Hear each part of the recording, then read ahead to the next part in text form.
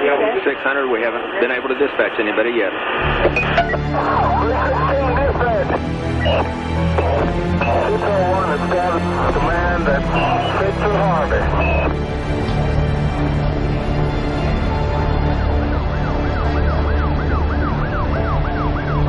On April 19th, 1995, as many people were starting their workday, a beautiful spring morning in the heartland became chaos when at 9:02 a.m., explosions tore through the Alfred P. Murrah Federal Building in downtown Oklahoma City. An explosion at 9 o'clock this morning that did that damage you're looking at right there, blowing off the entire north face of that building. The federal building located 200 North West 5th Street was almost completely destroyed. A terrible tragedy has occurred here in Oklahoma City. The bombing in Oklahoma City was an attack on innocent children and defenseless citizens.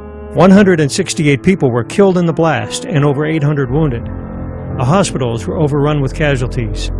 A rescue worker was killed from falling debris within the first few hours.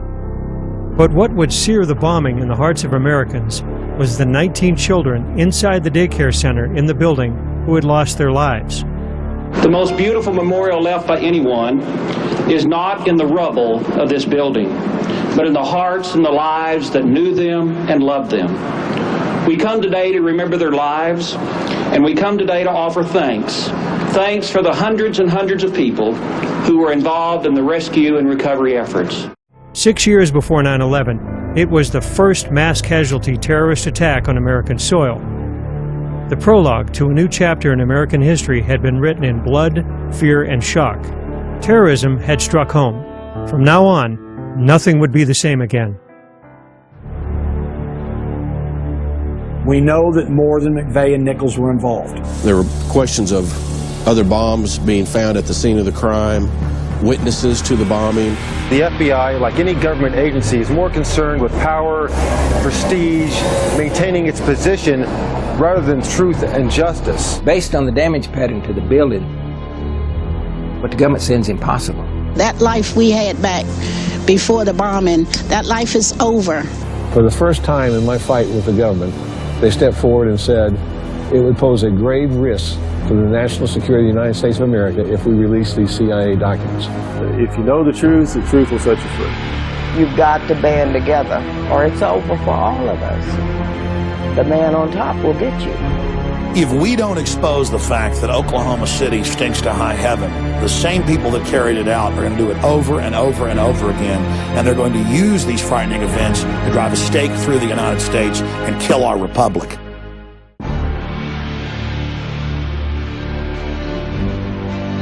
Almost immediately, the Oklahoma City Police Department announced a be-on-the-lookout alert for 2 Middle Eastern-looking suspects wearing blue jogging suits. Shortly before the bombing, they were seen by a witness running from the Murrah building and getting into a brown pickup truck, then driving away from the scene of the crime. It was soon determined that a truck bomb had exploded directly outside the building. Approximately 200 feet from the bomb crater, a VIN number stamped on a twisted axle identified the vehicle as a Ryder rental truck. 2 suspects are in custody this evening in the bombing of Oklahoma City's Murrah Federal Building. Shortly after the bombing, a 26-year-old U.S. Army veteran, Timothy McVeigh, was pulled over by an Oklahoma Highway Patrol officer 60 miles north of Oklahoma City. He was stopped for speeding in his car without a license plate. McVeigh would admit to carrying a concealed handgun and was taken into custody without incident. It was the first time Timothy McVeigh had been arrested in his life. The original alert for 2 Middle Eastern males had been rescinded within hours of the bombing, and the identification number on the Ryder axle was traced to a rental agency in Kansas. The renter had given a false name, but had listed his address as a farmhouse in Michigan belonging to James Nichols. James's brother, Terry Nichols, was a friend of Tim McVeigh from their time in the U.S. Army. Upon hearing the news that he was wanted for questioning in the bombing, Terry Nichols turned himself in to the Harrington, Kansas Police Department. Within 24 hours after the attack, the FBI had received a tip from a former co-worker of Tim McVeigh in Buffalo, New York. The tipster informed the FBI that McVeigh had often espoused militant anti-government views and that McVeigh was very angry over the siege of the Branch Davidians by federal agents in Waco, Texas, which had ended in a catastrophic fire 2 years to the day before the Oklahoma City bombing. That Friday, they showed the FBI bringing Tim McVeigh out of the jail in Perry, Oklahoma. And that's when I got angry, when I saw that it was an American and it was a Middle Easterners. I had a hard time accepting the fact that that Americans would do that. Americans are supposed to love their children. They are not supposed to murder their children. Shaken, disillusioned, angered, that could happen in this country. Upon learning that McVeigh was already in jail, the FBI transferred him to federal custody, and an indictment was issued against Tim McVeigh, Terry Nichols, and others unknown for the bombing of the Murrah Federal Building. Another Army buddy of McVeigh's, Michael Fortier of Kingman, Arizona, was later arrested and charged with having advanced knowledge of the bombing plot. The last thing I remember was being thrown to the center of that room and looking up and looking into the sky, and there was no roof and everything was just suspended up in the air in the sky. When I came to, I stood up and I was facing the south, but all the light was behind me. And I turned and looked back to the north, and the whole front of the building's gone. I'm about 4 to 5 feet from where it dropped off. On the morning of April the 19th, 1995, my dog, Gunny, and I arrived at the scene of the Murrah building. There was a great deal of chaos at the scene. A lot of people bleeding, screaming, running away from the building. I lost my 2 grandchildren. They were in the daycare center at the Murrah building. Their names were Aaron and Elijah Coverdale. Aaron was 5 years old. Elijah was 2. I was living at the Regency when the bombing happened. That morning I was at work. I had custody of Aaron and Elijah, so they lived with me. And I had dropped them off at the daycare center that Wednesday morning. I'd get up in the middle of the night and get in the shower and turn the water on so people wouldn't hear me screaming. And I'd just scream at God and ask him what was wrong. Why were we being punished so? I knew the Coverdale boys, Elijah and Aaron. These 2 boys, they were characters. Me being single and living in this apartment. I was kind of a party guy at that time, 27 years old. At one point in time, I had promised these two boys that I was going to give them some toys.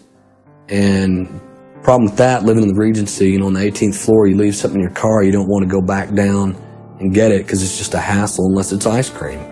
And so I left these toys in the car for the longest time, and I never did get them those toys until, after they passed away, when I gave them to Janie. Well, then I got watching the stuff down on the street, kind of got mesmerized by what was going on down on the street. While I was standing up there, there was a little girl that was taking a photography class at UCO that took a picture of the building, and I was in that picture. You could not see anything in front of you. The smoke was so thick and so black. And the only thing I can tell you is it smelled like sulfur. If you were in a chemistry lab, it smelled like sulfur. And she said, "You can't go that way." And I said, "Why?" She said, "There is nothing out there. It's gone."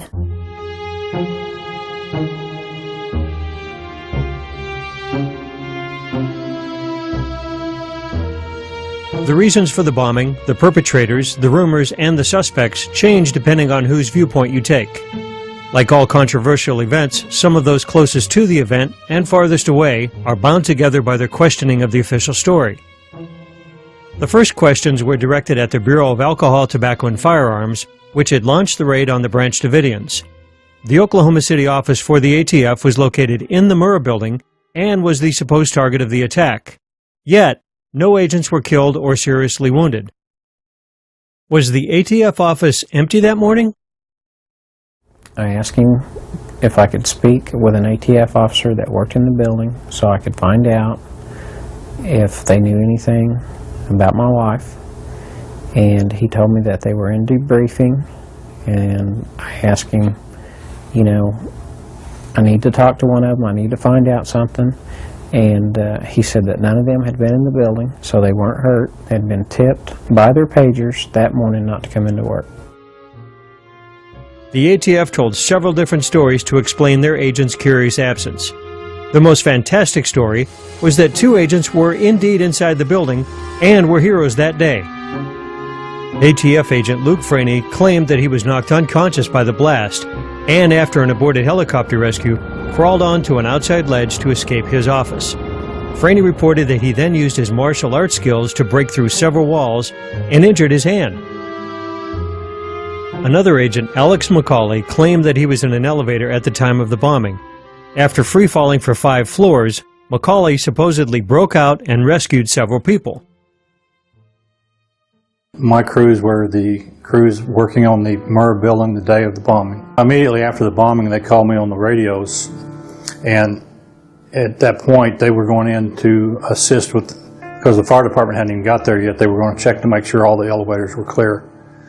They weren't aware, because they were coming from the south side, that the building on the north side was gone. So they went in to check the elevators, and that's when they found out how bad the damage was inside the building. None of the elevators went to free fall because the governor overspeeds were not tripped. The safety mechanisms on the bottom of the elevators were not tripped, so none of the elevators had a free fall condition. I think it was McCauley indicated that they were trapped in an elevator. So at the grand jury investigation, once I got the FEMA report that showed which elevator they were in, I said that there's no possible way they could have been in that elevator because my men checked it and it was still locked from the top, and the doors were, the wall had caved in against the doors between floors, so they couldn't have gotten out of the elevator without assistance. Jane Graham worked in the building for over a decade, was vice president of the Federal Employees Union, and has testified before Congress on labor issues. She knew everyone in the building and bore witness to suspicious behavior that morning. On the morning of the bombing, when my husband dropped me off and I got out of the car, as I was walking toward the entrance, there were 2 men standing directly in front of the double doors, and there was a little sitting area there, planter and so forth there in front. They were standing right there on the sidewalk. They had on ATF jackets, which said ATF on them. They were talking to a third gentleman who was dressed in business clothes. And I saw them, their backs were to me, and I thought, they don't normally, all of the people we see go up there to ATF and everything, they're never identifiable. They always are dressed, a lot of them look like drug people and other things, and, but they're certainly not dressed for you to be able to tell who they are. A paramedic who responded to the bombing, Tiffany Bible, confirms that the ATF were not in their office and in fact may have been aware of some type of threat that day. In this affidavit, she states that immediately after the bombing, she asked an ATF agent on the scene if any of them were in the building. He responded, "No, we weren't in there today," and that the Murrah building was bombed because of Waco. She further states that within the first 20 minutes of the bombing, she saw at least 8 ATF agents outside the building in clean black jumpsuits. To this day, the ATF has been unwilling to address their prior knowledge of the bombing. Beyond the vague rumors of the significance of April 19th, some federal agencies were aware of an actual threat. One of the most frustrating things about prior knowledge is that the media, some in the media and others would accuse us of saying that the government blew the building up, which we never said, and I do not believe. The U.S. Marshals, responsible for security of federal personnel and facilities, warned that, quote, Islamic terrorists may be planning suicide attacks against federal courthouses and government installations, designed to attract worldwide press attention through the murder of innocent victims. The ATF had placed informant Carol Howe into a white separatist community in eastern Oklahoma called Elohim City.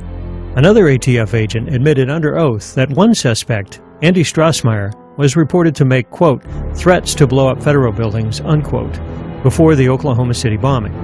Furthermore, Carol Howe actually drove Strassmeyer and other suspects to Oklahoma City to scout bombing targets. Was this the source of the ATF's suspicious behavior the morning of April 19th? U.S. Representative Ernest Istook of Oklahoma also displayed advanced knowledge of the bombing. To my left from the east, I saw Senator Istook kind of work his way west. Well, he came up to me and we started talking small talk, terrible thing and all this, and really didn't know what much to say. And he said, all of a sudden he made the comment, yeah, we knew this was going to happen. I noticed the lady back behind me by a backhoe over there taking pictures. She identified herself as an attorney, Lana Tyree, and she was with Ernest Istook. And she made a comment to me that Istook told her that they were aware of a bomb threat since April 9th. You didn't really think much about it until this grand jury and stuff started probing into it, and people were claiming that there wasn't any prior knowledge. But, I started thinking about it and got with Dave, and we put 2 and 2 together, and we said, hey, somebody knew about a prior bomb threat. This ought to be known. Everyone who knows me knows I would not sit idle if I knew about a conspiracy of silence. I would never rest until such a conspiracy was exposed. But I know of no such conspiracy.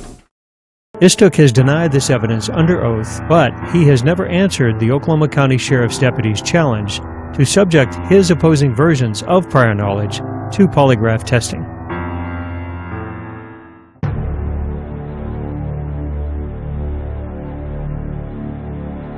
Many witnesses have officially stated that the Oklahoma County Bomb Squad was conducting a search at the federal courthouse across the street from the Murrah building 2 hours before the attack. Trish Nix, I ran into her. She was another employee there at HUD, and she had asked me if I had seen the bomb squad that morning. And I had said no. I wasn't aware that they had been in the building, and she said yes. She had seen their unit parked in the parking lot of the church across the street. County Appraiser J.D. Reed saw the bomb disposal unit parked outside the courthouse that morning. Despite multiple eyewitnesses, the Sheriff's Department denies this claim. If that building was under threat and they were getting bomb threats, and this was a daily thing or a weekly thing, or if they've gotten many threats or only one, the parents of the children in that daycare deserve to have been notified. People do not keep children in daycares where there are bomb threats made. Under the pressure of mounting evidence, ABC's 2020 reported on many of these puzzling questions a year and a half after the bombing. At issue increasingly for some of the victims and their families, what did authorities know or suspect before the explosion that federal workers and the children arriving at the Murrah building did not know or were not told? There was this fairly large truck with a trailer behind it, and it had a shield on the side of the door, and it said bomb disposal or bomb squad below it. Authorities now claim in federal investigative reports that the huge, ominous truck with its trailer was being used by a deputy to run routine errands. Other documents obtained by 2020 show that someone called the Executive Secretariat's office at the Justice Department in Washington and said the Murrah building had been bombed. But this was 24 minutes before the blast.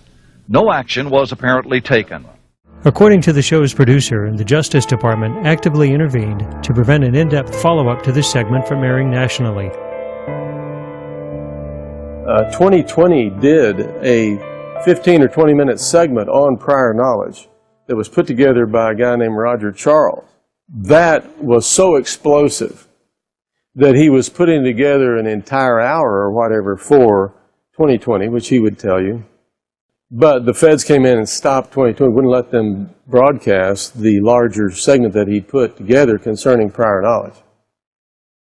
The news channel has learned of another strange development. Apparently, before the bombing, Governor Frank Keating's brother, Mark, had been working on a novel about a terrorist bombing in Oklahoma City. Stranger still, one of the characters in the novel was named Thomas McVeigh.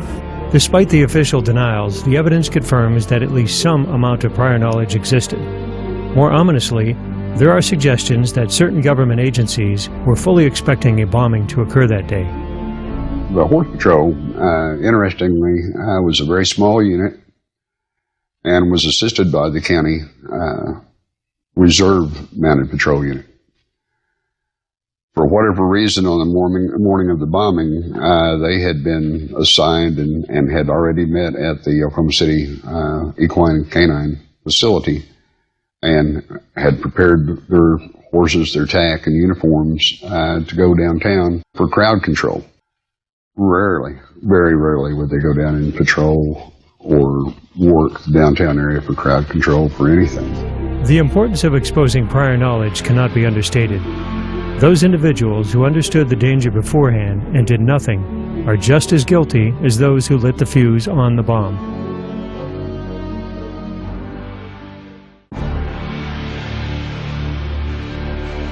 As the FBI and Department of Justice narrowed its focus on Tim McVeigh as the lone bomber on April 19th, people seeking truth and justice for the dead were dismayed that so many reports of accomplices were being discarded by the federal authorities. The first sketches of the suspects released by the FBI clearly indicated that 2 people were involved in parking the Ryder truck in front of the Murrah building, and the original BOLA, or Be on the Lookout alert, had mentioned 3 suspects. When the hunt for John Doe number 2 was called off and he was dismissed as a ghost, people who knew for a fact that they had seen McVeigh with other people began to speak out. Did McVeigh act alone? During that time, broadcasts were being made that there was suspects had been observed leaving the scene in a brown pickup. At this time, people were trying to get together on who was going to do what. Medical personnel and such. There was a police car sitting to my left, facing west on 5th Street. And as we were all standing there conversing and, people were doing what they were doing, it came out over the radio on this police car that they were looking for a brown truck, an APB for a brown truck. It was quick, but it was heard. I haven't stopped asking questions because I know that we haven't been told the truth. I've talked to too many people that saw Timothy McVeigh that morning, saw Timothy McVeigh in Kansas and saw Timothy McVeigh in Oklahoma City. Not one person saw him by himself. Timothy McVeigh stepped out of the truck. I walked him over to, let's say, 10, 11 feet away from the truck itself. I pointed a direction downtown, which is to my right. He seemed to acknowledge where I was talking about. At that time, the gentleman walked back to the truck. I talked to him. I also noticed there was a passenger in the truck at that time. And mostly, it was a John Doe 2 thing, because as you remember, it was the greatest manhunt there's ever been. And then all of a sudden, hey, he doesn't even exist. If he doesn't exist, what was the deal about the manhunt? I mean, things like that. That was continually coming out. I know for a fact Timothy McVeigh was with another individual on the morning of April 19th, right before the bombing. Because the evidence is overwhelming and compelling that there were other perpetrators and they were not pursued. In the very early days after the bombing, the decision was made not to pursue any more of those individuals. In the days before the bombing, Tim McVeigh was seen making preparations with other suspects, not Terry Nichols or Michael Fortier, but others unknown, whom the authorities seemed uninterested in finding. Yeah, the man that I saw on the phone that day, that was actually on the phone, was McVeigh. I'm 100% sure of that.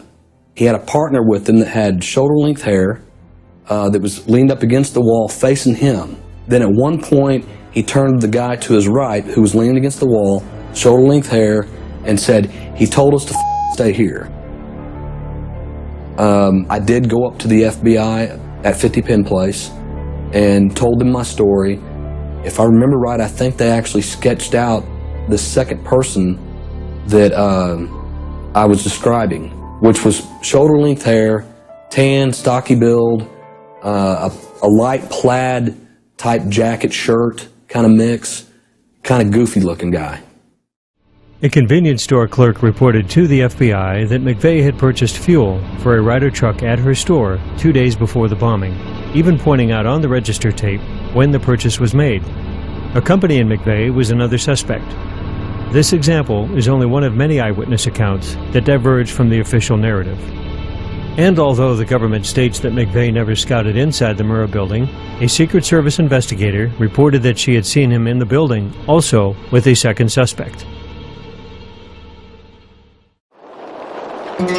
The official narrative dictates that Tim McVeigh alone rented the Ryder truck in Junction City, Kansas on April 17, 2 days before the bombing.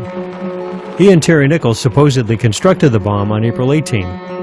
But the bulk of eyewitness accounts assert that the Ryder truck was at Geary Lake for several days before that. I retired April 11th, 1995, and after finishing up that morning, I decided to stop by here and fish at Geary State Lake, which is right in this general area here that I was fishing from, the pier or jetty. And I stayed here most of the afternoon fishing, of course, with no luck. And later on that afternoon, I had decided to maybe go back over this way over here to the other point back there and see if I'd have any luck. When I noticed a Ryder truck over there. I was sitting at home one day and my wife came in from work and she said that she had been stopped in a roadblock up here at Geary Lake in reference to the Oklahoma City bombing and the making of the bomb here at Geary State Lake and with a Ryder truck. And I said, well, you know, I had told you about the Ryder truck I had seen there before this. And that's how I became aware of it. And then the next thing I knew, she told the ATF and FBI, the people at the roadblock, that what I had seen. And before I knew it, my house was swarming with agents. McVeigh stayed at the Dreamland Motel just outside the gates of Fort Riley, Kansas, while he rented the truck and built the bomb. Once again, eyewitnesses state that he was not alone, and the Ryder truck was there for days before the FBI insists it was. The maid at the Dreamland saw McVeigh's friend with the Ryder truck, and when shown a sketch of John Doe number 2, told the FBI, "My God, who did the sketch? It looks just like him." All these reports indicate that more than one Ryder truck was involved in the bombing, and more people than the government is letting on. Justice for these killers will be certain, swift, and severe. We will find them, we will convict them, and we will seek the death penalty for them. It was promised to the people of Oklahoma City and to the rest of America that every single person responsible for the bombing would be caught, tried, and held accountable for the harm they had inflicted. It was expected that this promise would be fulfilled. Nevertheless, as eyewitness testimony and other promising leads were being carelessly discarded, replaced only with the lies and inconsistencies of federal officials, a deep but private suspicion grew in the minds of observers that perhaps a government cover-up was underway. Was this mere incompetence, or was there something else at work here? I was a police officer in the Tulsa Police Department for 27 years. And in 1995, when the Oklahoma City bombing occurred, I was requested by the local FBI office through our chief of police to assist any way I could and look into the bombing, and using my contacts as an investigative journalist, which is what I did on the side, to try to find out anything we could find out about the bombing, McVeigh, Nichols, and just kind of follow the investigation any place it went, just follow the leads. I was still working the case with Janie Davis and David Hoffman, two Oklahoma City police officers, and one of them, it was one of the first ones in the building, and he saw some things in the building. He saw the biggest damage to the building was the pit, which was in the back of the building and went down like 2 or 3 floors. He saw all of that, you know. That never came out in the news. It wasn't part of the investigation. It didn't count. In other words, if it didn't fit the mold that the Department of Justice under Janet Reno set for the FBI, then it wasn't put in the case, period.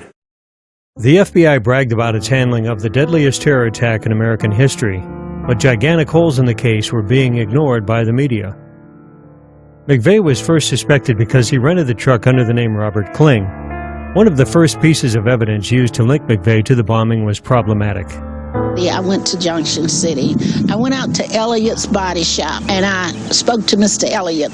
I told him who I was, and I said, I would like for you to tell me what happened the day Tim came to rent the Ryder truck. And he said, you mean the day Tim and his friend came? And I said, Tim wasn't by himself? He said, no, ma'am. The FBI has been designated by President Clinton as the lead federal agency in this investigation. Incredibly enough, there remains an extra unidentified leg that was found in the rubble.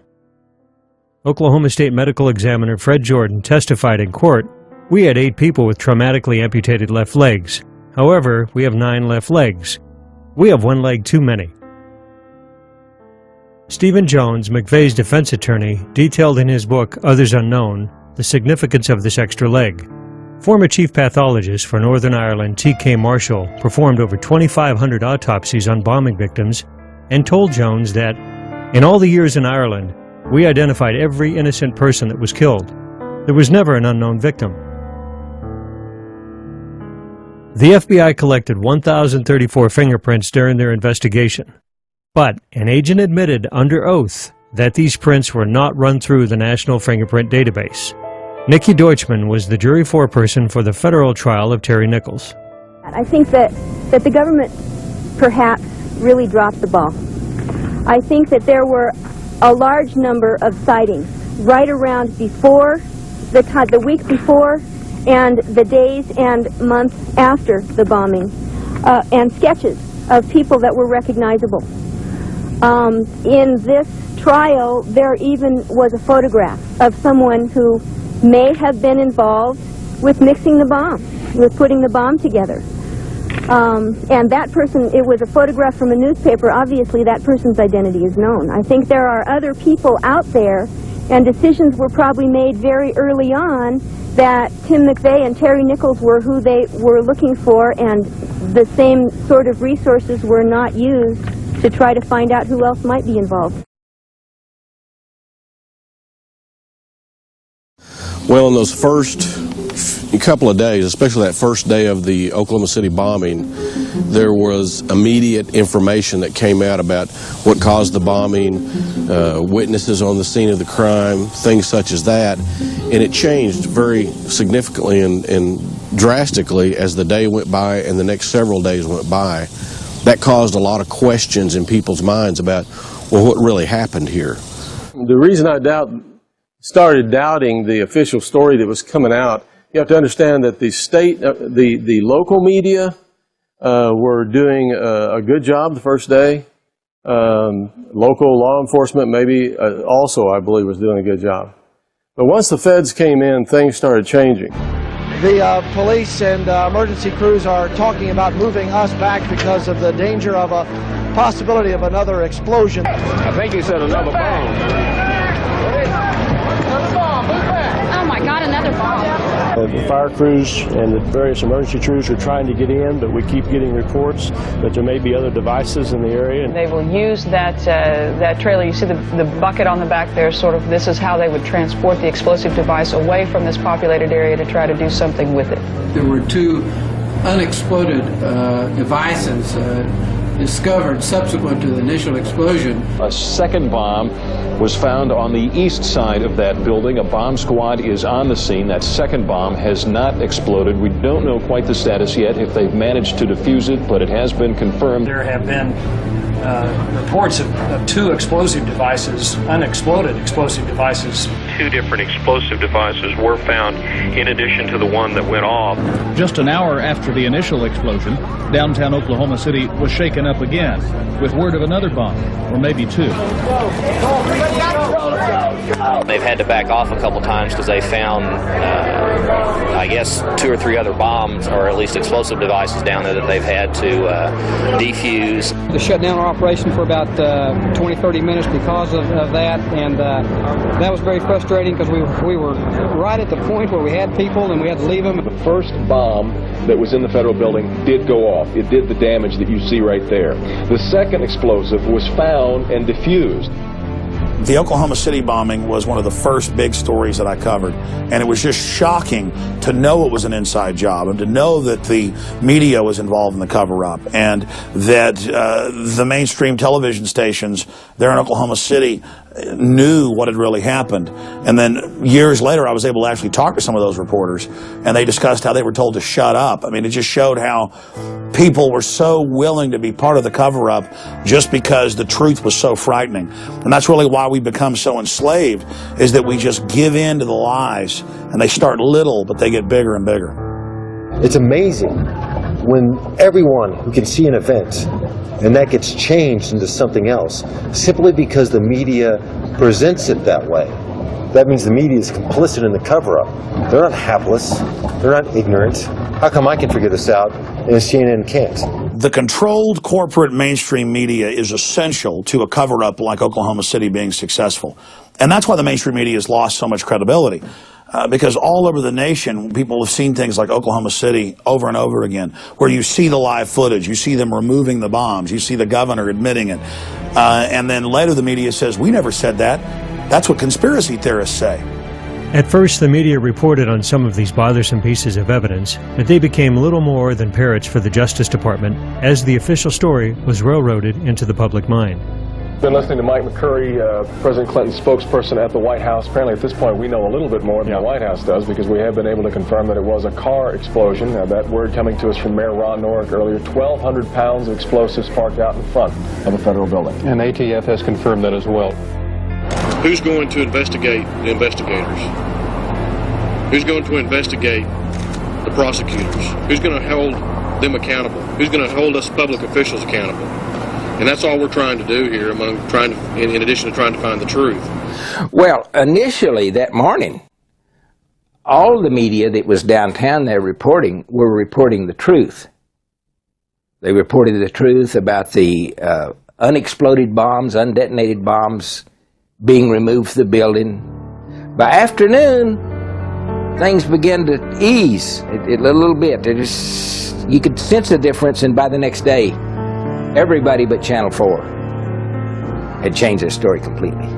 One local station in Oklahoma City, KFOR-TV, did perform its duty by reporting on McVeigh's accomplices, the evidence of prior warnings, and many other aspects of the case. The New York Times Broadcasting Company purchased KFOR a year after the bombing. The programming director was fired, the lead journalist on the bombing, Jana Davis, was let go, and all reporting that contradicted the government vanished. The victims turned to the government with their questions, expecting the full truth to come out. This was not to be. Those who asked too many questions or knew too much were discouraged from their efforts in other ways. Debbie Nakanashi, who was with the post office, she was told not to talk to anybody about that. Her job had been threatened to her. She went to the union over it. Then they apologized. But she and I went on a number of occasions to Washington, D.C. We tried to see every senator and every congressman from Oklahoma.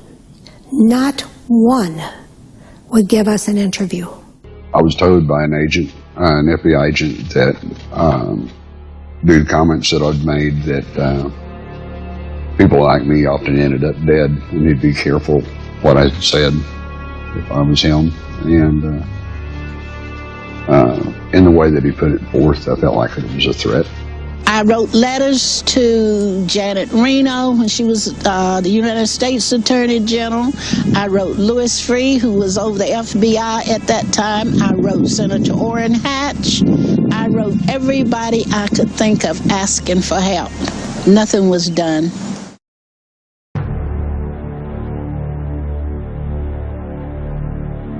When the government decided that the investigation was over, a federal grand jury was impaneled to hand down indictments.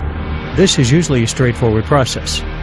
But the federal prosecutors were not counting on one grand juror, Hoppy Heidelberg, to actually ask questions of his own. My name is Hoppy Heidelberg, and I served on the federal grand jury that was supposed to investigate the Murrah Building bombing in Oklahoma City back in 1995. Actually, the grand jury has two responsibilities that are outlined in this book. The first one is says the grand jury operates as a sword authorizing the government's prosecution of suspected criminals, and also as a shield protecting citizens from unwarranted or inappropriate prosecutions. Now, that's not something that the media or the government ever points out, but that was actually the reason for a grand jury in the first place, to protect citizens from the crown, who at the time had a habit of prosecuting their political enemies or anybody they chose for any reason. The grand jury, our grand jury, that was supposed to be calling witnesses, were not allowed to call any. And it was my letter to the judge telling him that and demanding that we be allowed to call witnesses that got me excused from the grand jury. What you will hear and what they say that's a lie is that the grand jury foreman is the only one that has the right to do this or that. And that's not true. According to the book, any member can demand anything he wants for any reason. It can be just his personal opinion. It can be from information he gets. And of course, they tell us, well, you can't watch TV or you can't read the paper. That's nonsense. That's nonsense. Grand jurors need to be well informed if they're going to do their job properly. See, we were never allowed to see the photo evidence from the cameras on the Murrah Building that would have shown the truck being parked and the people who got out of the truck. That's all on tape. And we were authorized to see all of that, but we weren't allowed to see it. And in fact, nobody's been allowed to see it. All those tapes have been kept under wraps for 15 years. It was just too important to the American people to know what happened there for me to keep quiet, because nobody else was going to speak up.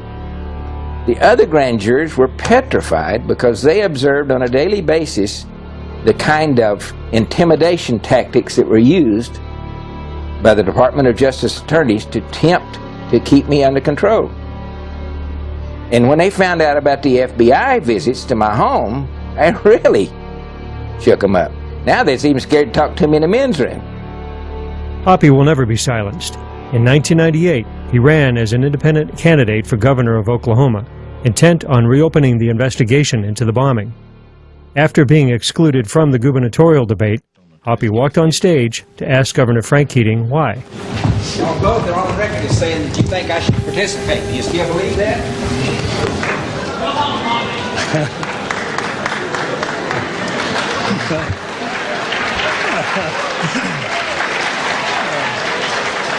Thank you, audience. Mr. Jenkins, your follow-up now.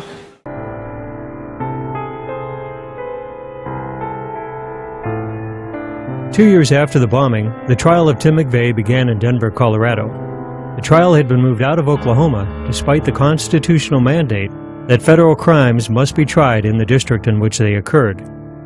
The truth seekers were assured that all of their questions would be answered in court. The trial was not handled appropriately. It was handled in a way that was very prejudiced against the defendants. If you look at what Judge Maitch did concerning prejudicing the jury toward the people that were being prosecuted, by 2 weeks he showed them pictures of dead babies and blood and guts, and which is all basically, in my understanding of the law, illegal to prejudice the jury like that. Yet they did that kind of stuff apparently on purpose. I was told that by the U.S. attorney that if I attended the trials in Denver, that all of my questions would be answered. I gave up everything I had, my apartment and everything, and I moved to Denver. And I attended both trials, and by the time Terry Nichols' trial was over, I had more questions and no answers. The trial lasted 3 weeks.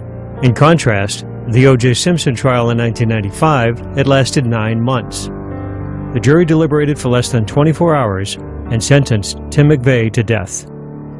McVeigh waived all his appeals and was fast-tracked to be the first federal prisoner executed in decades. Just before his execution date, the FBI announced that they had withheld thousands of pages of documents that could have influenced his trial, which led to a month-long stay of execution.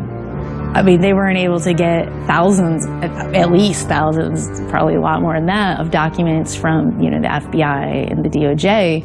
They just wouldn't turn them over. On June 11, 2001, Tim McVeigh was put to death by lethal injection at the federal death row in Terre Haute, Indiana. He left no message and was quickly cremated without an autopsy being performed on his body, contrary to the standard procedure for executed prisoners. Terry Nichols was tried and found guilty in a separate trial and received a life sentence without the possibility of parole. In 2004, Terry Nichols was then tried in Oklahoma on state murder charges in the prosecutor's hope of imposing a death sentence. Nichols was found guilty, but a jury once again refused to execute him. Those jurors did the best job they could with the case that was presented to them. I think what their statement says is they knew there was something wrong and somebody had some involvement here. But they also, as they have said themselves, that there were lies, there were mistruths, there were bungling, there was arrogance, there was things that were not pursued like the other John Does. And so they felt like there was a reasonable doubt. Michael Fortier became a witness for the federal prosecutors, received a 10-year sentence, and was released in 2006 directly into the Witness Protection Program. Justice, the government announced, had been served.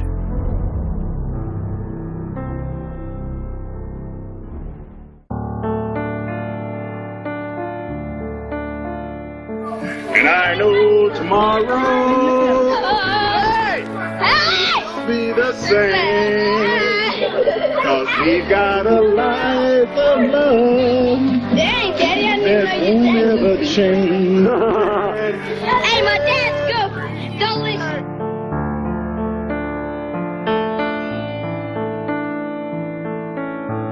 As the government proclaimed justice for all impacted by the bombing, the people back in Oklahoma still sought the truth and knew now they were on their own. The list of questions continued to grow due to the mysterious death of Oklahoma City police officer Sergeant Terrence Yakey. Terry Yakey, unlike the rest of Oklahoma, may have known too much. Officer Yakey was just over 30 years old at the time of the bombing. The morning of the bombing, he was issuing a traffic ticket near the Civic Center Music Hall, which is about 4 blocks to the west of where the Murrah building stood. He dropped the ticket book, let the woman go, and says, I have to obviously attend to other things. He heard the multiple blasts coming from the Murrah building.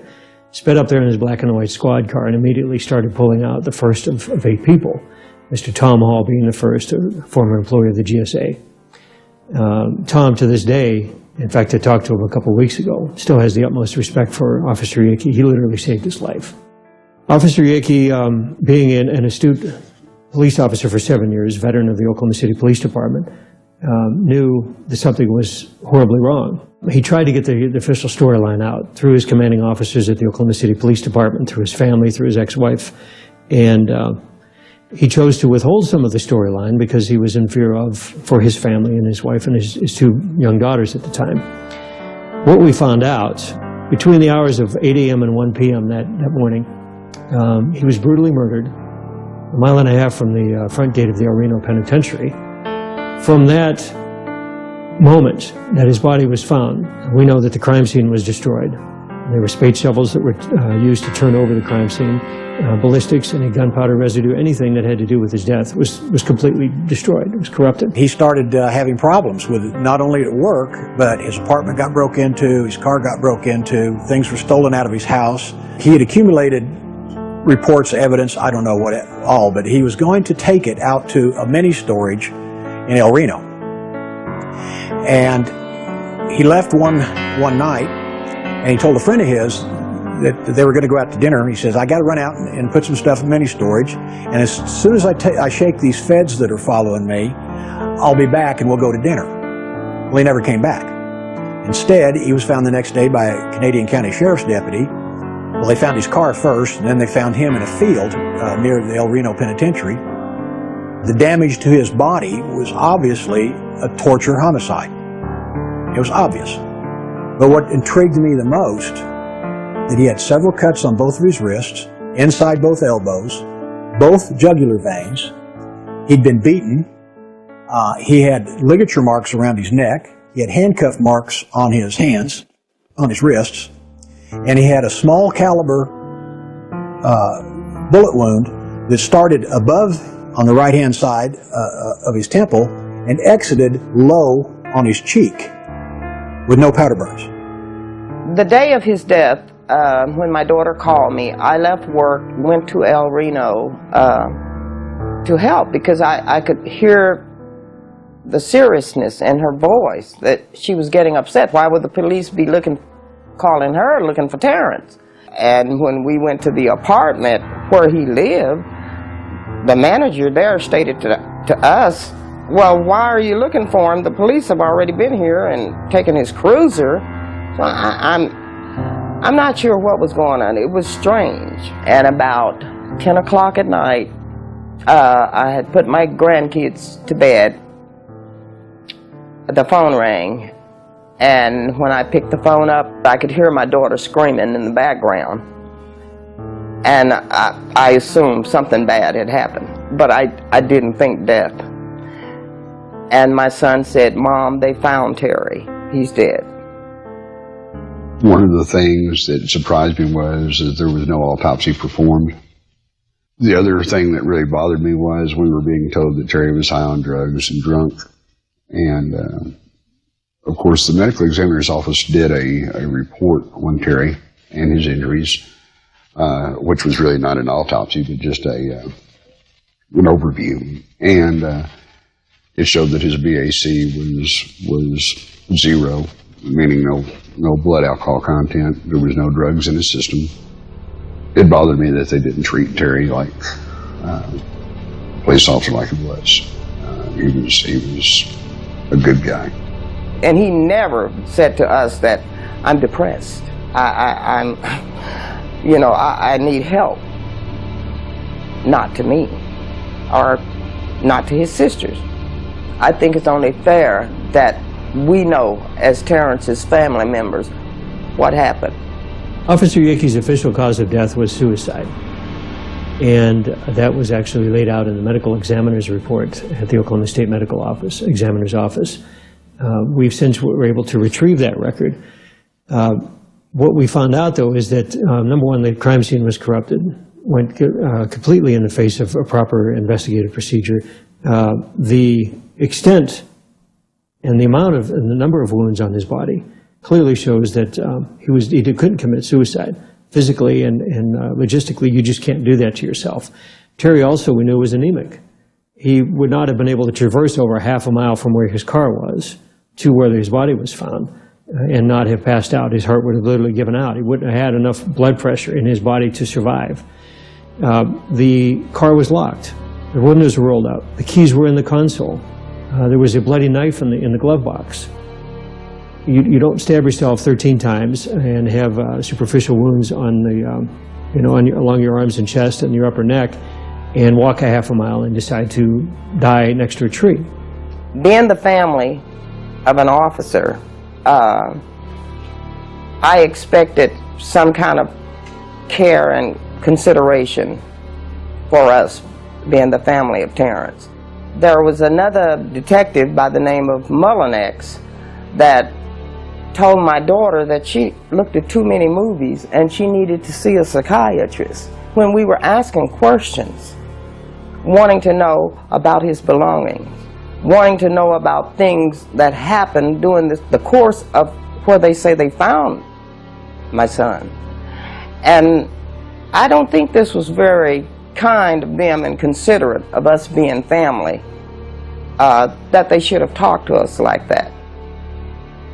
But they did.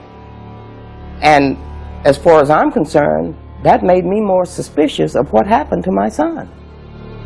The brutal torture and murder of Terry Yeagy served not only to silence his voice, but the voices of other first responders who may have seen something that would shed light on what really happened. Those who keep their silence know exactly what Terry saw, but he will never be forgotten by those who ask questions and demand answers.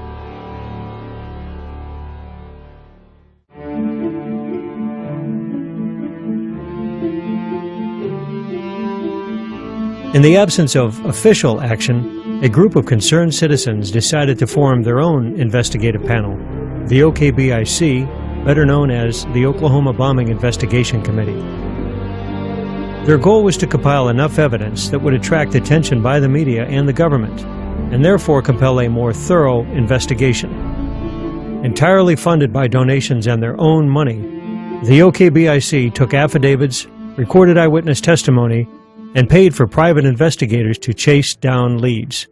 I'm Charles Key, State Representative in Oklahoma City, and I formed the Oklahoma Bombing Investigation Committee. I had a number of constituents come to me and other people that started raising their own questions about the investigation, what direction it was going, because it seemed like there was an effort to try to change that initial report of what took place on the first day of the bombing as the days and weeks went by. We look at what State Representative Charles Key did. He went on the facts. He went on the information the grand jury gleaned. And clearly there was complete prior knowledge. I observed the fact that Charles Key seemed to be standing up for the truth in some areas that I felt like was not being dealt with appropriately by authorities. The Oklahoma Bombing Investigation Committee was formed for one purpose, and that's to obtain the truth. First I thought, that's just another politician trying to get a little publicity. Then when I met Charles Key and Colonel Wallace and Dale Phillips, found out that they were for real, and they asked me if I would join them, and I agreed to join them. I think Charles Key's work is absolutely outstanding, and it continues to be. Even to this day, we're looking at, 16 years on almost, coming this April. Charles took a lot of risks. When we saw what was going on with the investigation and that it was trying to move away from the early facts that were presented by law enforcement and by the media, we pursued establishing a county grand jury in Oklahoma County, something unique to Oklahoma and just a few other states in the country that allows citizens' grand juries to be impaneled to investigate things such as this. The committee meetings were very serious. We fought the government at every level, all the way through to the Supreme Court of the state. We had a lot of people that came forward and brought us a lot of information that we wouldn't have gotten any other way. We were pursuing all the information that we could get our hands on about the bombing, and we were trying to get a congressional investigation of the bombing. I was in awe at the amount of effort that they put in that first 6.5 years before the book was released. And then to have the book released, come out to the general public 3 weeks before 9/11 occurred. And to see every single obstacle that was thrown in their face, from all the way from the news media to financial, to emotional, and interviewing over 329 victims, family members, and survivors. And these people were consistently basically saying, I am not going to fail. I'm not going to quit. I want the truth to come out on this. So we formed the Oklahoma County Grand Jury to have essentially a citizen's investigation into the Oklahoma bombing. And that caused us to have to get together a number of signatures from citizens of Oklahoma County, which we did. We got, I don't know, 11, 12,000 signatures. We only were required 5,000. And by getting all those signatures, getting them validated and everything, we then got an X amount of money, a lot of money, and the opportunity to set up a grand jury. Well, they turned the grand jury over to our enemy, which was Bob Macy, and basically gave him the money, and then he proceeded to investigate us. I wrote a letter to the district attorney, Macy, told him what I had seen and that I wanted to testify in the grand jury. I got a letter back from him telling me that the grand jury did not want to hear anything I had to say about the bombing. After the Oklahoma County Grand Jury was actually initially formed, then there were some efforts to try to stop that by the Oklahoma County DA and others.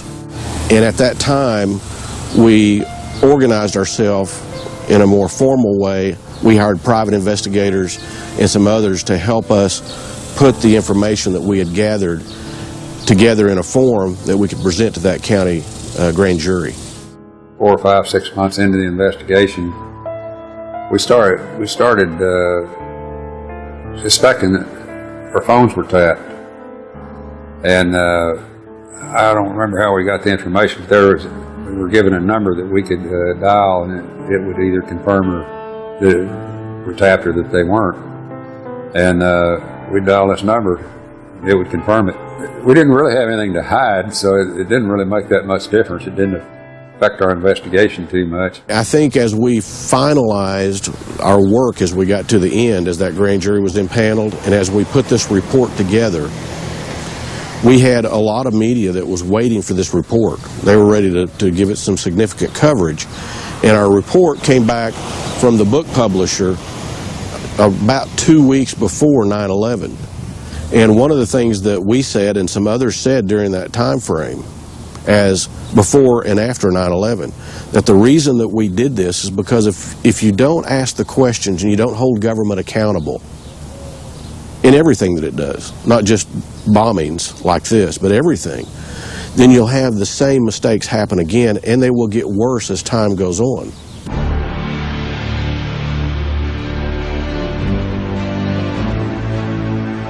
The official story dictated that the Ryder truck packed with 1,200 pounds of ammonium nitrate fertilizer and fuel oil, called ANFO, detonated on the northeast side of the building and was responsible for all the damage. That hypothesis later evolved into 4,800 pounds of ANFO, then up to 7,000 pounds of fertilizer and nitromethane? In fact, the only consistent theme of the official narrative is its inconsistency. The truck bomb just delivers an air blast. That's all it does. It's called an air blast. And when you've got 8-foot thick columns of concrete filled with rebar the size of your arm, an air blast probably won't even break one. It will break windows. That's about it. But some of these columns were ripped up, shredded, tossed around. Because a truck bomb is going to release its energy simultaneously in every direction, and so the damage pattern to the building or whatever structure it's parked in front of and intended to blow up, if it's a big structure, bigger than a truck bomb can take out, the damage pattern is going to be roughly a semicircle. Now, I looked at the building. I was on the bomb squad for a couple of years. I've worked some bombings. And I looked at the building and I knew that the damage done to that building couldn't have come from a truck with ANFO in it. A blast does not turn corners.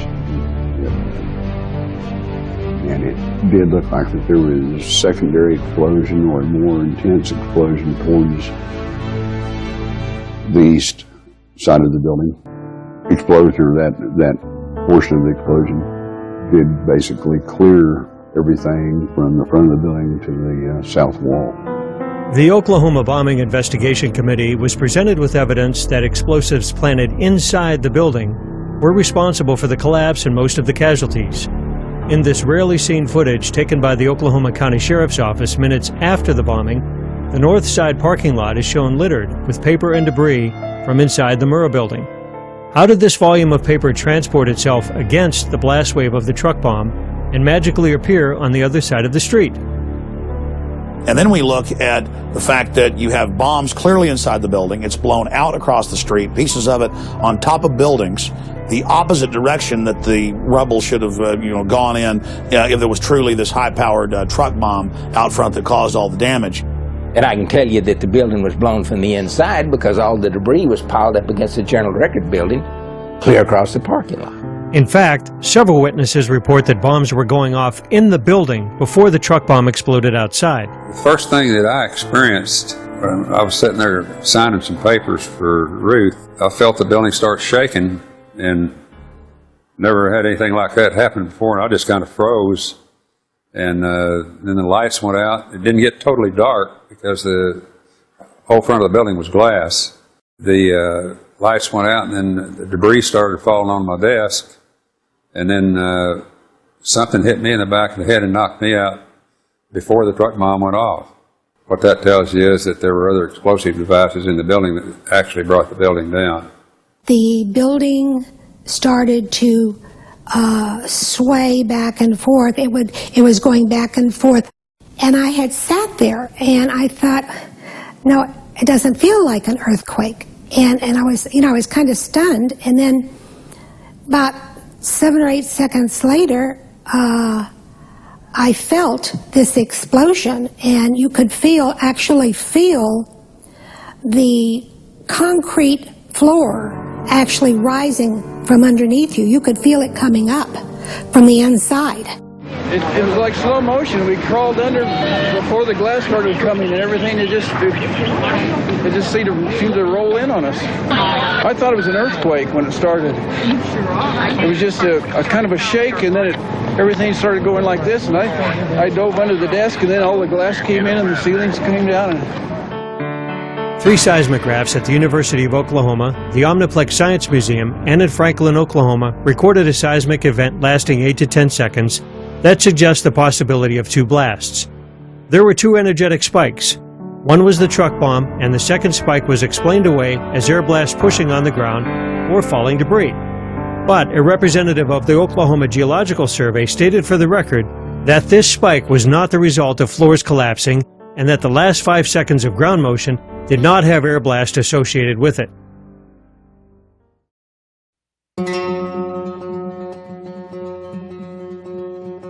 The Khobar Towers bombing in 1996 in Saudi Arabia killed 19 U.S. airmen. That bomb was several times larger than the bomb supposed to have been used in Oklahoma. It left a huge 85-foot crater, yet there was no major structural damage on the simple slab building. What happened in Oklahoma City to cause the major horizontal support beam to fail and the complete failure of these 2 series of columns on the east side of the building? This collapse was responsible for most of the casualties. The crater, when seen from above, is offset from the major structural damage in the building. For some reason, the official story has inflated the size of this crater.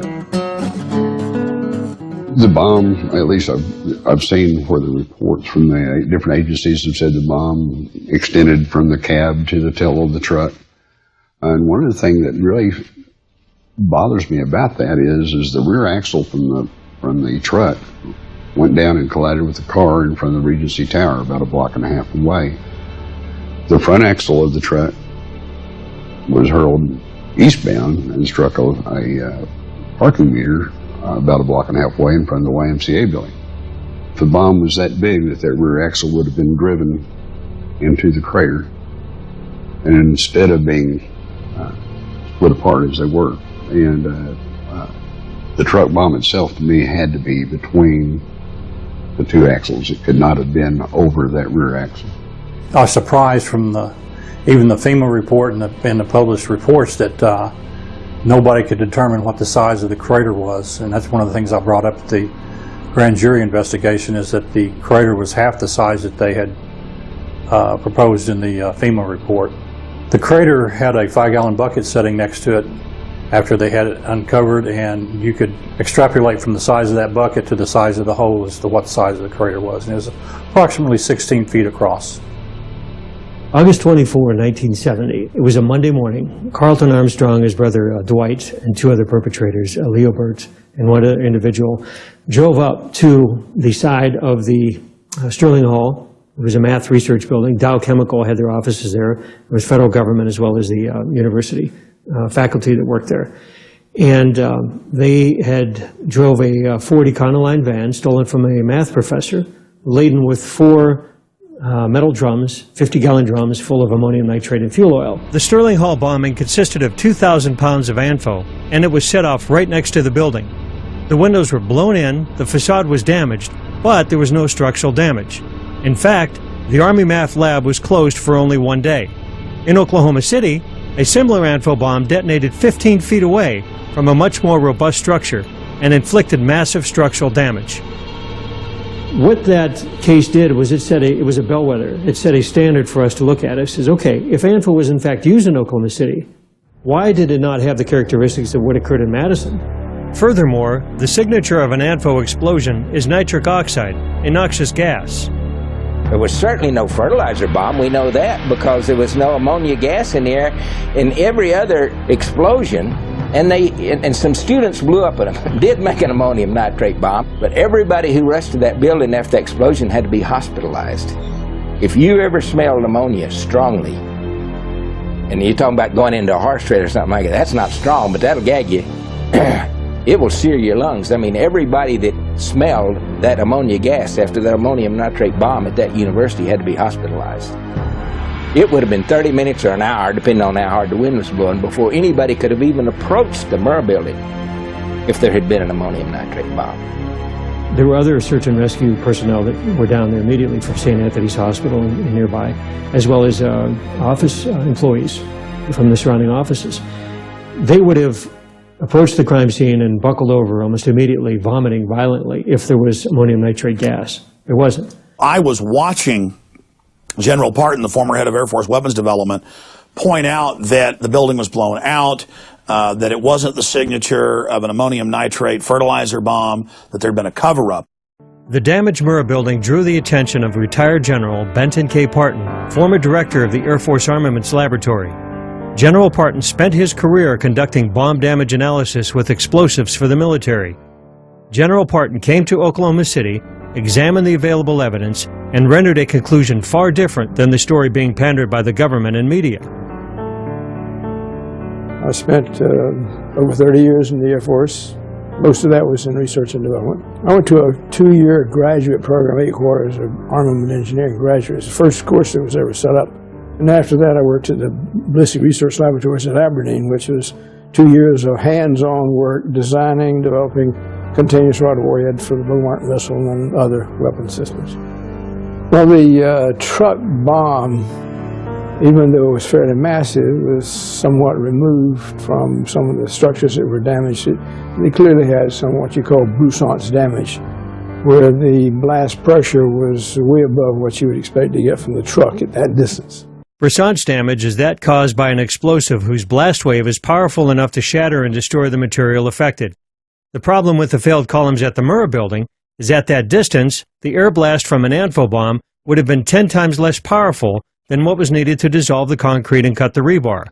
Those columns, had they failed due to air blast, should have broken with sharp chunks of concrete connected by rebar, not sheared off at critical points. Broussard's damage indicates contact explosives placed directly on the beams. Even more perplexing is the total collapse of column B3, which caused the floors on the east side to pancake onto one another. The building was gutted to within feet of the other side. Column B4, closer to the truck bomb, is completely intact. Yet we are supposed to believe that a blast wave traveled through B4, leaving the sheetrock almost untouched, and completely destroyed the column farther away. And most of the front columns were destroyed when the supporting header beam failed. But the cause of failure, supposedly being air blast, should have thrown it into the building. Instead, It fell straight down and rolled towards the crater. General Parton's report was conclusive. The Murrah Federal Building was not destroyed by one sole truck bomb. The major factor in its destruction appears to have been detonation of explosives carefully placed at 4 critical junctures on supporting columns within the building. Many independent experts concurred with the Parton report. Sam Cohen, inventor of the neutron bomb, issued this statement: "I believe that the demolition charges in the building that were placed inside at certain key concrete columns did the primary damage to the Murrah Federal Building. It would have been absolutely impossible and against the laws of nature for a truck full of fertilizer and oil, no matter how much was used, to bring the building down." The FBI put all their weight behind the lone bomber theory and tailored the evidence to fit that scenario. Dr. Frederick Whitehurst, a supervisor at the FBI crime lab, turned whistleblower over the Bureau's handling of the evidence in the Oklahoma City bombing. Released a report today condemning the FBI crime lab for mishandling evidence and for slanting its analysis. The report is expected to specifically criticize the lab's handling of the Oklahoma City and World Trade Center bombing cases. It was the allegations of FBI whistleblower Frederick Whitehurst that sparked that investigation. Forced to resign, Dr. Whitehurst testified in Terry Nichols' trial that a fellow FBI chemist had changed his findings and lied under oath after meeting with federal prosecutors. The Office of the Inspector General, or OIG, investigated Whitehurst's charges and issued a report which concluded that the FBI crime lab had improperly identified the characteristics of ANFO, the weight of the bomb, the detonation system, and even what kind of explosive was used. The Oklahoma City case will get a lot of attention because what the Inspector General goes on to at some length to say in his analysis of agent testimony in some of the pre-trial stages is that one agent in particular made sort of seat of the pants estimates about the Oklahoma City bomb, but then couched them in his reports, in his written reports, as being the result of scientific evidence. The FBI laboratory has billed itself for many, many years as the premier forensic laboratory in the world. The people that did the things they did knew doggone well what they were doing. The Wright Armament Laboratory at Eglin Air Force Base conducted a series of explosive tests to compare their data to the bombing in Oklahoma. The Eglin test structure was a simple 3-story concrete slab building with no support columns. The engineers at Eglin tried to recreate the truck bomb as McVeigh and the FBI claimed it was constructed, with 4,000 pounds of ANFO packed into a dozen barrels. But they found that each barrel acted as a separate bomb, canceling out the explosive force of each other and pushing most of the blast upwards. So they constructed a single more powerful bomb and exploded it outside the target building to test the effects of air blast. They found that their weaker test structure suffered less damage from a more powerful bomb than was supposedly used at Oklahoma City. The report for the Wright Laboratory at Eglin Air Force Base concluded the damage at the Murrah Federal Building is not the result of the truck bomb itself, but rather due to other factors such as locally placed charges within the building. The evidence is undeniable, despite the pleas of the official story, that the Wright truck bomb was not the sole cause of destruction that day, that there were bombs placed inside the building, which caused the brunt of casualties as floors collapsed on helpless victims.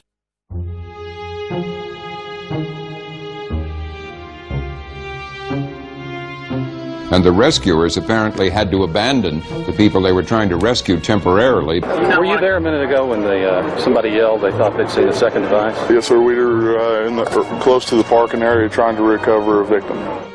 As rescuers desperately tried to free the victims from the rubble, several evacuations of the site, due to reports of other bombs, impeded these efforts. At some point, we got to the corner of 5th, and I believe it was Robinson, right there at the corner of the Murrah building, and we heard second bomb. Somebody yelled second bomb. I stopped, I turned around, people were running past me, and I just kind of watched what was unfolding. Of course, nothing ever did happen. The Oklahoma Highway Patrol reported that another explosive device was found. The Oklahoma City Fire Department confirmed that. Defense Department logs recorded that a second bomb was disarmed, a third bomb was evacuated. The explosive that they disarmed last night was even larger. Who planted these bombs and had access to the Murrah building before the bombing? A deputy sheriff recorded this footage during one of the evacuations. Here the ATF is seen pulling out several weapons and blocks of what appeared to be plastic explosive. Was this the source of the bomb scare, or did this ordnance come from an illegal armory that witnesses report the ATF kept in the Murrah building? The ATF denies they kept any weapons or explosives in the building.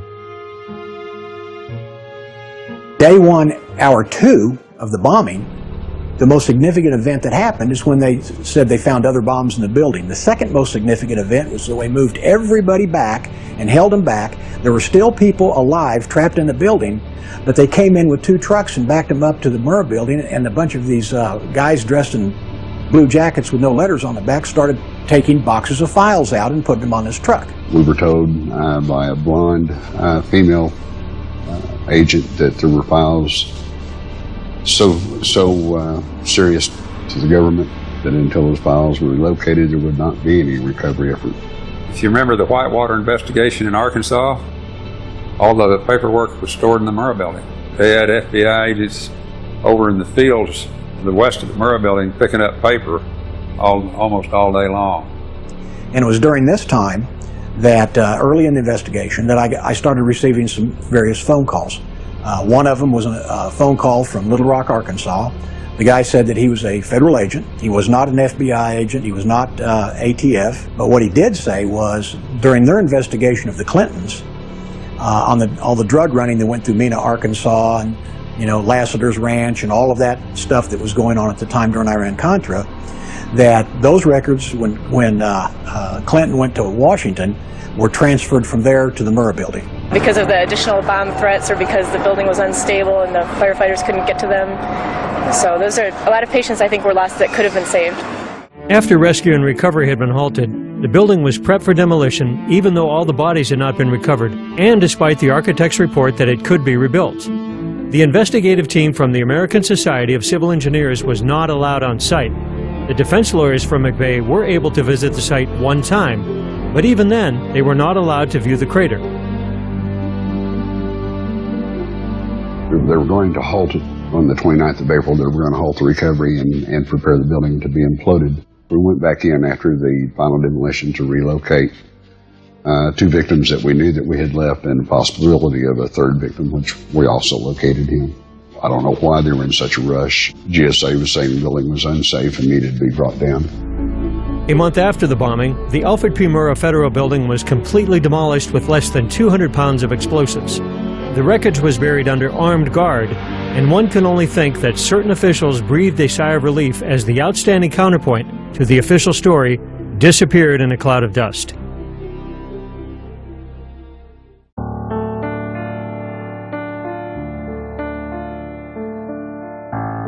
Tidbits of truth about the Oklahoma City bombing would often come from the most unlikely of places. Another strange and brutal murder, at first seemingly unrelated to the bombing, would set the stage for some of the most damning evidence that the government was withholding from the public. My name is Jesse Trinidou. I'm an attorney from Salt Lake City, Utah. My brother, Kenneth Michael Trinidou, was murdered in the Federal Transfer Center here in Oklahoma City in August of 1995. Kenny had a hard life. You know, I've often thought about that and how he ended up the way he did. He was an incredibly bright man, an incredible athlete. He set the national record in high school for the 2-mile run as a freshman. Went into the service, and like so many boys did during the Vietnam War, they come out heroin addicts. He robbed banks, or 2 banks, to support that habit. He was caught and he pled guilty and went and did his time. He was a very strong guy. He wasn't very big, but he was very tough.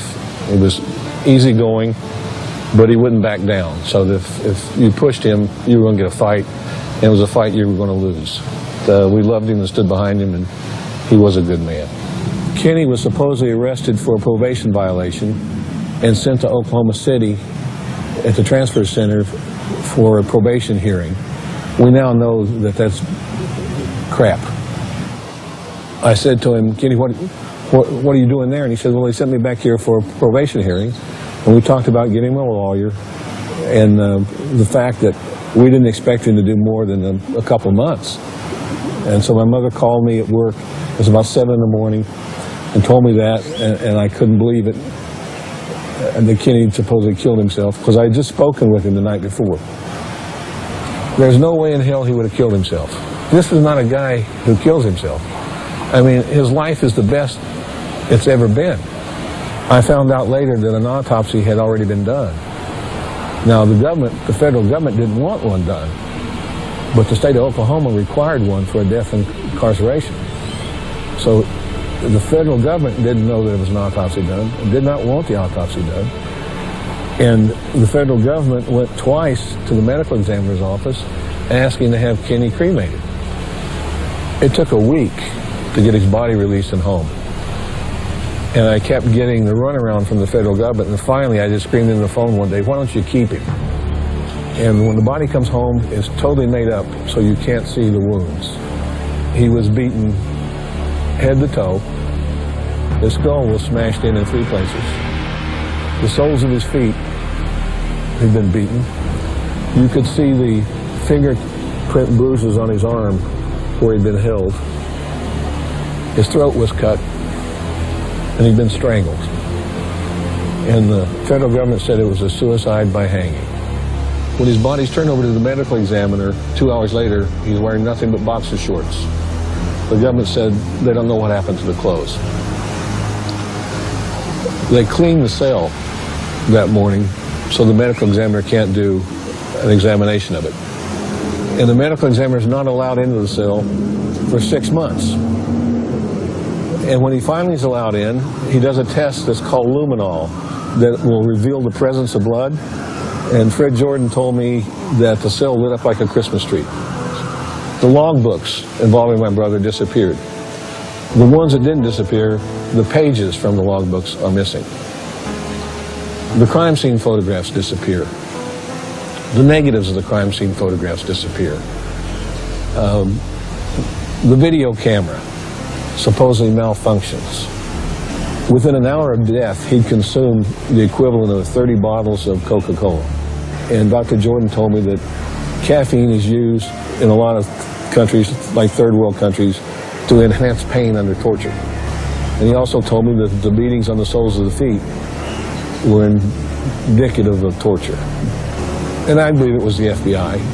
I firmly believe that for a lot of reasons. Now, I didn't start out believing that. I started out trusting them until I could see what they were doing. And they would come to me asking for information and then immediately go and destroy the evidence, threaten the witness, do everything they could to prevent the case from being made of murder. People were leaking me stuff. They wanted me to know. They didn't want me to know who they were. Late December of 95, early January of 96, I get a phone call. The person won't leave their name. The person said, "Your brother was killed by the FBI." They said it was an interrogation that went bad. It was a case of mistaken identity, that he fit a profile of people who were robbing banks to get money to attack the federal government. Just before he was executed, I get a message from Tim McVeigh. And he told me, he said, "When I saw your brother's picture and heard what happened to him, I wanted you to know that I think the FBI killed him because they thought he was Richard Lee Guthrie." Early on, the FBI had investigated the possibility that a string of bank robberies committed by what the media dubbed the Midwest Bank Robbers had financed the bombing. Led by Peter Langan and Richard Lee Guthrie, a.k.a. Wild Bill, the gang called themselves the Aryan Republican Army. The purpose of the robberies? To finance a race war within the United States. Wild Bill closely resembled some of the John Doe No. 2 sketches and had a tattoo similar to that reported by witnesses. In an affidavit, Peter Langan revealed that a member of the ARA had admitted to liabilities concerning the bombing. Another member had threatened, "We're going to get them. We're going to hit one of their buildings during the middle of the day. It's going to be a federal building." Most of the ARA was arrested for bank robbery soon after the bombing. Peter Langan offered to provide information about his co-conspirators' relationship with McVeigh. This offer was refused. Then I got a call from a great guy, J.D. Cash. He was a hunting and fishing reporter at the McCurtain County News in Eastern Oklahoma. He'd had friends that were killed in the bombing and family, wounded. And one day he calls me up and he says, "Jesse, can I talk to you?" I said, "Well, sure, who are you?" He says, "I'm J.D. Cash. He says, I'm investigating the bombing in Oklahoma. He said, I'm interested in your brother's death. Can I ask you some questions? And I said, yes. And J.D. said, well, do you have any tattoos? And I said, yes. He said, what and where? I said, a dragon tattoo on his left forearm. J.D. said, oh my God. He said, are you sitting down? I said, yeah. He said, let me tell you this. He said, when your brother was picked up and sent to Oklahoma, the largest manhunt in American history was in place for John Doe 2. We didn't start out to solve the Oklahoma City bombing case. We started out for justice for my brother. But every lead, every trail, every bit of important evidence has brought us to the Oklahoma City bombing. Now, the Freedom of Information Act is an act Congress passes that says the government's supposed to turn over documents and information to you that you request, unless there's a good reason not to, such as national security.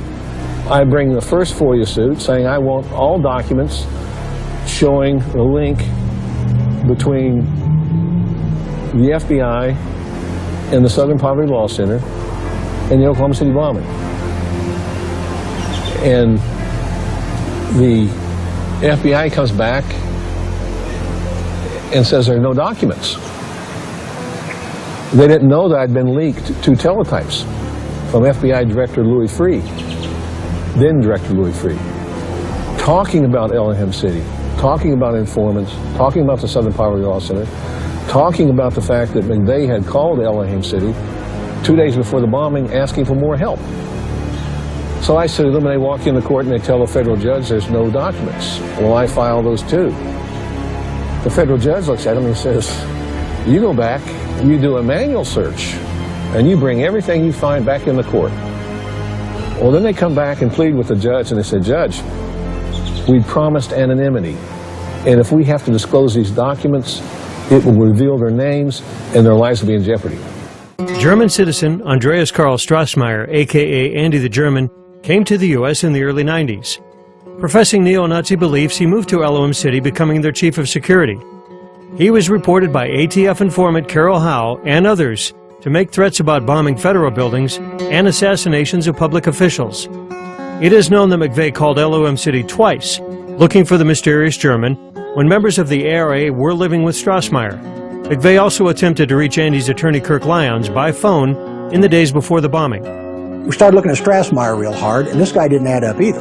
He was on special assignment and disappears and shows up in Elohim City. He came in through Texas and was placed at Elohim City. Now, why Elohim City? I mean, nobody in Germany, if I haven't heard of Elohim City and I live in Oklahoma, how does anybody in Germany hear of this place? Well, evidently, it was from a lawyer named Kirk Lyons. I start putting dots together. I start finding out who these people are and who they know and who they run with and what their background and what their history is, and we create a picture from this. We have Strassmeyer doing all this paramilitary training, takes over as chief of security of a place that didn't need any security, tells them they need to get rid of their shotguns and deer rifles and buy assault rifles and SKSs and AKs and stuff like this because they're going to be the next Waco. Well, he scares them down there. They don't know what to do, so they start, gearing up for the last days of the book of Revelation. Strassmeyer is an interesting character, these documents we got from the court. It's my understanding he's a German intelligence officer. He is apparently, after the bombing, taken out of the country by a former CIA operative back to Germany. His visa, as I understand it, had expired, and no one picked him up, and he was smuggled out through Mexico and back to Germany. I said, why wasn't Andy Strassmeyer questioned? And one of the attorneys said, oh, we did question him. I said, yeah, but you waited until he got back to Germany, and then you called him up over the phone and asked him, did he have anything to do with the bombing? In Tulsa, at Lady Godiva's, which is a strip bar, one of the strippers named Shanti said that McVeigh and Strassmeyer and several people had come in a few days before the bombing, and there was a Ryder truck parked out in the parking lot. What we can say about Timothy McVeigh's connections to Elohim City is that he called there at least twice, once on April 5th and once on April 17th, that he checked into a motel within miles from there, that he received a speeding ticket within miles from there, and that he also calls outlying areas of Elohim City residents or acquaintances. So very briefly, those are his provable connections to Elohim City. The Southern Poverty Law Center, along with the FBI, kept informants in Elohim City. One of these may have been Strossmayer, the supposed neo-Nazi. Known primarily for its work in litigating against hate groups and its outspoken chief counsel Morris Dees, the SPLC has also become an informal intelligence gathering arm of the FBI and now the Department of Homeland Security. They share the same interest with the federal government in suppressing what they knew about prior knowledge. By the FBI's own admission, there were at least between 4 and 6 informants at Elohim City. I don't know what the population of Elohim City is, but it sounds like whenever 3 people get together to talk about overthrowing the government, 2 of them were working for the government. Andy Strossmayer's roommate at Elohim City was Michael Brescia, a young skinhead from Philadelphia who was also a member of the ARA. He was later convicted for bank robbery and also bore a striking resemblance to the John Doe No. 2 sketches. The FBI and the ATF had something to hide in eastern Oklahoma. Was McVeigh in Elohim City? If so, what was he doing? My name's Josiah Stone, and I was on a spiritual journey. I integrated quite quickly into Elohim City, and I was able to identify with their concept of life because I was looking for some answers to my own life. I saw Timothy McVeigh at Elohim City 8 weeks prior to the Oklahoma City bombing.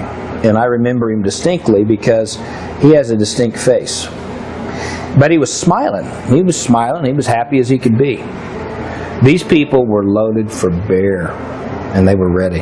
And they meant business. I believe the mindset at Elohim City was they didn't give a damn whether they were implicated in it or not. What was interesting, and I think no one has paid any attention to it, is that the CIA was involved at Elohim City. Not only were they involved, but they had the spy satellites. The National Geospatial Intelligence Agency. I never heard of them before. They run the spy satellites.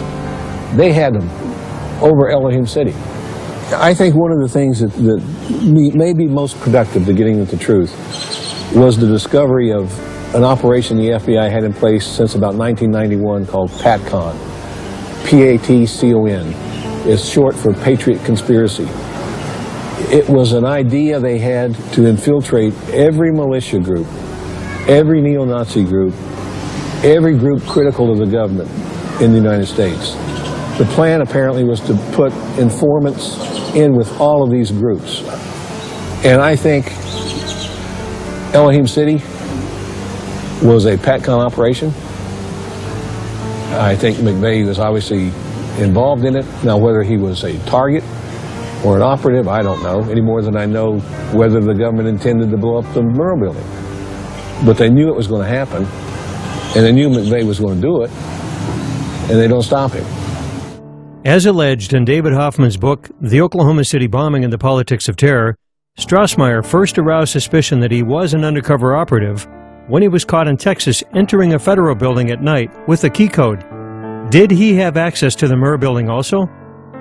When we interviewed Jane Graham, who was a survivor, she said that when she went to work, it was either the day before or 2 days before, I don't remember which, she parked in the basement parking, and when she got out of her car and was walking across the parking garage, she saw 3 guys down there wearing coveralls and placing putty on the columns and stringing wire between the putty. Later, she picks out one of the guys from photographs and says, that's him, and it was Andreas Strassmeyer. Strassmeyer was there listening, going over the plans. He was listening to everything. He was, what they were talking about, looking at place, pointing to things.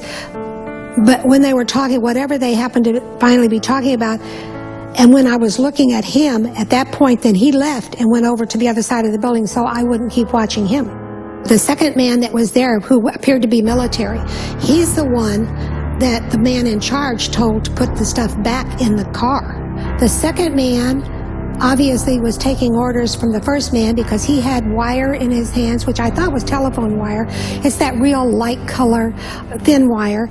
And he also had what appeared to be gray putty. Well, that's exactly how you string composition C4 with det cord. And the details are chilling. We'll also focus on surveillance cameras that caught the bombing on tape, and maybe the men behind the bombing. The News Channel has new information tonight that there's a chance surveillance tapes could be the smoking gun evidence. Now, we asked candid questions in a rare face-to-face meeting with ATF officials close to the investigation. We learned that video collected from downtown businesses the morning of April 19th may someday be played before a jury. Officials won't say who or what exactly is on the tape. However, numerous sources have confirmed the tapes exist and that they reveal more than one bomber. And I said, I want two other things from the FBI. I want the tapes from the surveillance cameras leading up to the Murrah buildings on the day of the bombing, on the different buildings around the Murrah building. And I want the tapes from the cameras on the Murrah building, because I had received a government document that said surveillance cameras show the bomb detonating 3 minutes and 6 seconds after the suspects exited the truck. Suspects, not one, plural. The fight now is over those tapes. They don't deny they exist, they just say we can't find them. Now, the notion that this is the biggest crime the Bureau had ever investigated at that point in time, the largest mass murder in American history, the two most important pieces of evidence you have, the arrest of McVeigh and the videotape showing McVeigh delivering the bomb to the Murrah building, you can't find? Incredible. The enhanced photo shows a very distinct possibility of a man standing behind that truck. And the time sequence camera took additional photographs. So will those additional photographs show there was a man there?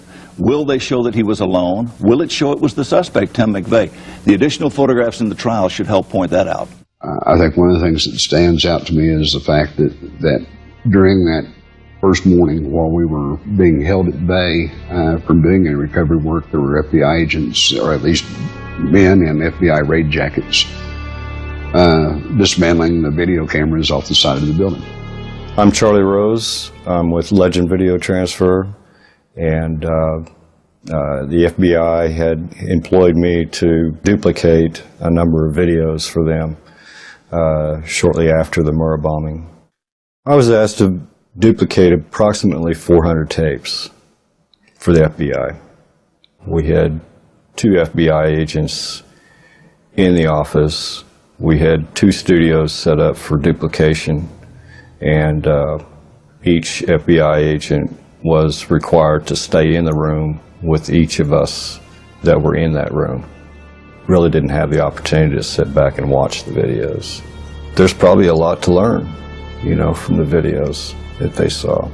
Some of them are meaningless, but others, could make some powerful impact on what actually happened. The government will not release the film that was in the video cameras on the front of the building that would show whether I was accurate or not accurate. Of course, the other Achilles heel is the videotapes of the building itself from the different surveillance cameras that no one's seen. If McVeigh was Lee Harvey McVeigh all by himself, the lone nut with the truck, then why don't they show us the videotapes of the truck? Show us the videotapes of him getting out. Or was there more than him in the truck? There were like 22 films in the area that were confiscated by the FBI that would have shown the truck being pulled up, people getting out of the truck. It would have shown what was going on at the time the explosions took place. And obviously they confiscated those, and it didn't take much to figure out that the federal authorities weren't trying to get to the truth. They seemed to be covering up things. Their first objective is to protect the agency, not to do what's right, not to do justice, not to serve the American people. It's to protect themselves. And they will do anything to do that.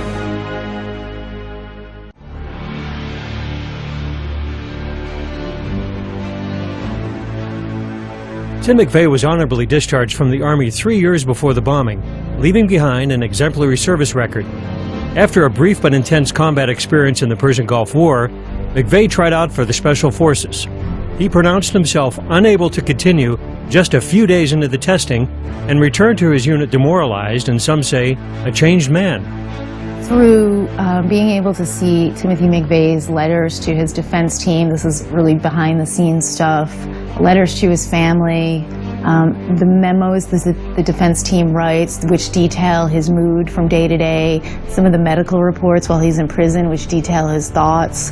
On the one hand, you have the McVeigh who's mad at the government. On the other hand, you have the McVeigh who works for the government. The defense team themselves could never obtain his full military records, and that even though they were ordered by a judge. Where does he turn up? He turns up in Buffalo, New York. And while he's up there, he creates what's known as a legend. Now, a legend is when you go undercover or you get sheep-dipped. Sheep-dipped means you change your identity, you change who you work for, and become a new person. Changes his personality up there, and all of a sudden he's ranting and raving about the Turner Diaries and overthrowing the government and all this other nonsense to where they're going. This guy's a wacko. He works up there 6 months and disappears. Where do we find him again? Going into militia meetings and doing the same thing, making sure he's noticed. If you look at Lee Harvey Oswald and Tim McVeigh and other patsies, they're very similar. They're in the military, they've got security clearances.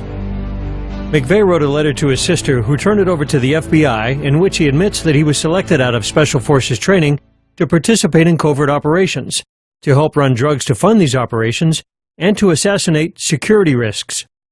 Mere bravado, or was McVeigh telling the truth?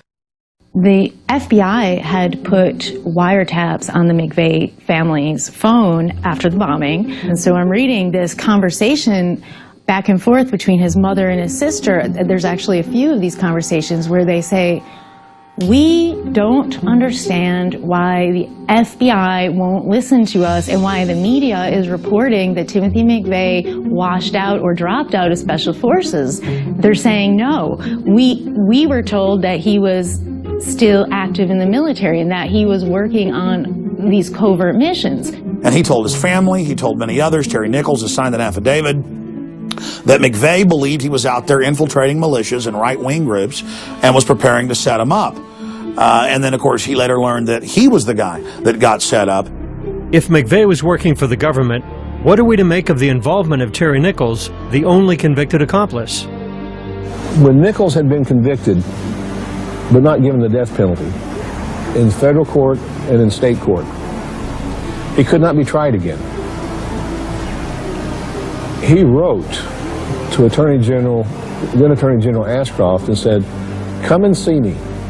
Come and see me and I'll tell you all about it." In his declaration, Nichols stated that crucial parts of this terrorist attack remain hidden from the American people, especially the identities of others unknown who collaborated with McVeigh in the bombing. McVeigh told Nichols that he had been recruited to perform undercover missions while in the U.S. Army. Always the good soldier, McVeigh revealed only one name in his chain of command, Larry Potts, Assistant Director of the FBI and the lead agent on the Ruby Ridge catastrophe in 1992,